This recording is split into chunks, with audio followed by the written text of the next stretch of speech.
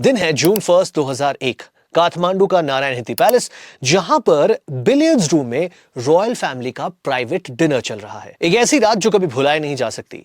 आज का एपिसोड एक ऐसे रात के बारे में है जिसने एक पूरे देश का इतिहास हमेशा के लिए बदल दिया। और उस रात वहां जो हुआ वो सुनने में एक शेक्सपियरन ट्रेजेडी लगती है, लेकिन दरअसल बिल्कुल सच है। उस एक रात ने नेपाल की पूरी रॉयल फैमिली को खत्म कर दिया। उस रात को नेपाल रॉयल फैमिली के साथ एग्जैक्टली क्या हुआ था वो डिटेल्स में बताऊंगा, लेकिन उससे पहले वेलकम टू रियल नहीं real. My name is shine. अगर आपको ऐसी कहानियों में इंटरेस्ट है जो सुनकर आपको लगे कि शाइन ये कहानी तो कभी सच हो ही नहीं सकती, then every week we present one such story to you on Real Nahi Real. Today's story is about a cold-blooded murder spree in the Nepal royal family in the year 2001. इस कहानी का प्रोटैगनिस्ट है crown Prince Dipendra बीर बिक्रम साहा, जिसको प्यार से लोग Prince DP कह के बुलाते थे। Perfect Prince material. वो यूके के ईटन कॉलेज से पढ़ा हुआ था।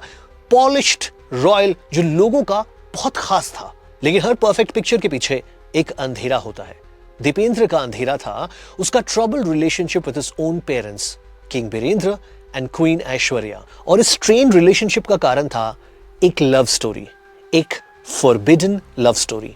दीपेंद्र और देवयानी रानी की लव स्टोरी किसी बॉलीवुड मूवी जैसी थी, लेकिन यह लव स्टोरी शादी में तब्दील हो जाए ये नेपाल की रॉयल फैमिली को बिल्कुल मंजूर नहीं था। क्वीन ऐश्वर्या चाहते थे कि दीपेंद्र उन्हीं के किसी दूर के रिलेटिव से शादी कर ले, लेकिन दीपेंद्र को यह बिल्कुल मंजूर नहीं था। उनका वाइब था कि प्यार क्या तो डरना क्या। लव स्टोरी के साथ साथ एक और पॉलिटिकल इशू भी था। किंग बीरेंद्र का प्लान था कॉन्स्टिट्यूशनल मोनार्की का, तो दीपेंद्र को लगता था कि हमारे हाथ से पावर जो है वो स्लिप हो रही है।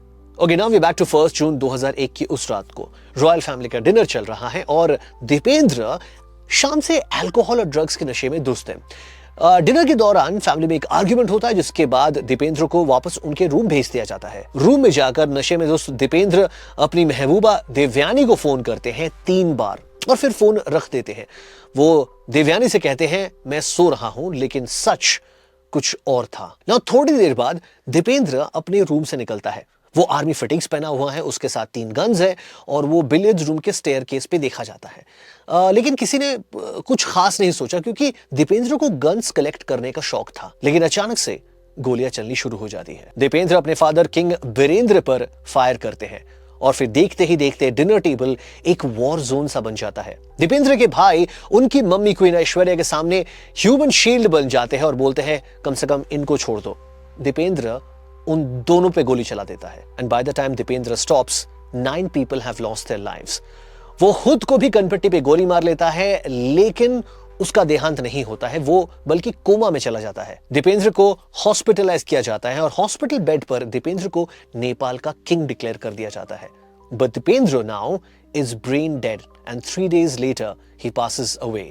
The throne passes to his uncle Gyanendra. Nepal government ने इस इंसिडेंट के ऊपर तहकीकात की, लेकिन सिर्फ 1 वीक बाद उस इन्वेस्टिगेशन को रोक दिया गया। ना ऑफिशियल रीजन ये बताया गया कि दीपेंद्र अपने फैमिली से काफी नाखुश थे and because of which he took that ultimate step of unfortunately shooting each of his family members. But conspiracy थ्योरिस्ट्स argue on a variety of reasons. कोई कहता है कि क्या ये ज्ञानेंद्र की चाल थी थ्रोन खुद तक लेने की? क्या इसके पीछे माओइस्ट का हाथ था? लोग तो ये भी कहते हैं कि यूएस के CIA का हाथ हो सकता है इसमें, या फिर इंडियन एजेंसी रॉ का भी। और कंस्पिरेसी थ्योरी में एक प्रोफेसर की भी बात आती है।